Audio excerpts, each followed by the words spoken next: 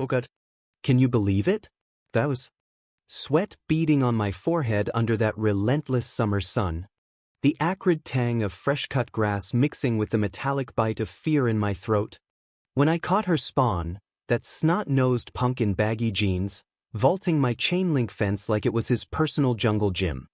My heart slammed against my ribs, a wild drumbeat echoing the distant hum of lawnmowers.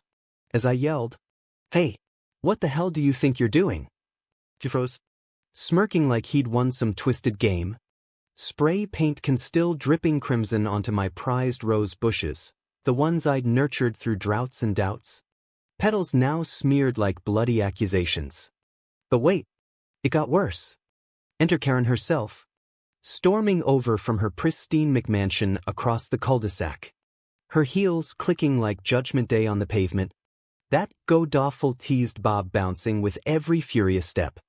"This is HOA property," she screeched, voice cracking like cheap porcelain, shoving her aviators up her nose while her gray jacket flapped open, revealing a faded neighborhood watch tee that screamed hypocrisy. I could smell her cloying perfume cutting through the chaos, a floral assault that made my stomach churn. "Your weeds are an eyesore. My boy's just enforcing standards." Enforcing? As if her little vandal wasn't the real blight on this street. Bitter, breathless, wiping the sting from my eyes. Standards? Lady, your standards are just a fancy word for bullying. Call the cops if you think my yard's a crime scene.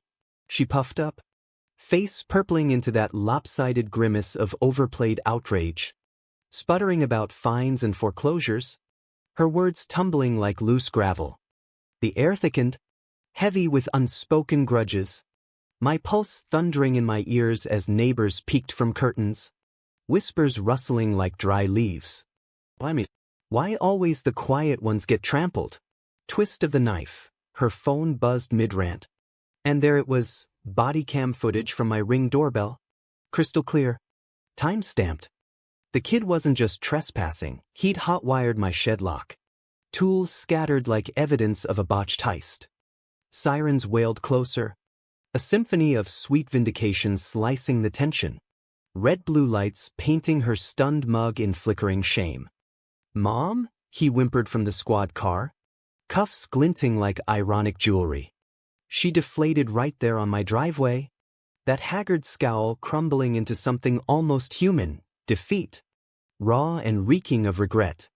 As they hauled him away to his permanent new home behind bars, I straightened, chest heaving with a sigh that tasted like freedom.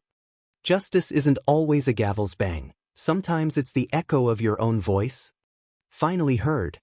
Stand your ground. Folks, bullies like her wilt when the truth spotlights their farce. What's your breaking point? Never again.